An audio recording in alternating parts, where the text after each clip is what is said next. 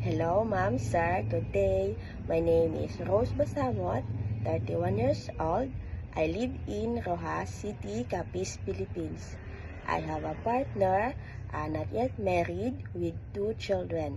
Their age is 11 years old and 13 years old. I am a high school graduate. I worked as a domestic helper in Malaysia for 2 years, from 2022 to 2024.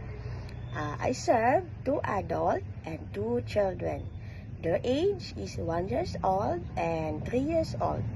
My duties are cleaning the house, washing clothes, cooking, ironing, marketing, and taking care of their children.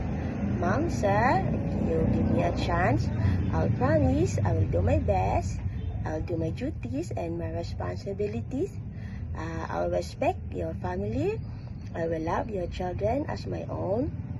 And my personality, I am honest, understanding, patient, cheerful, and hardworking.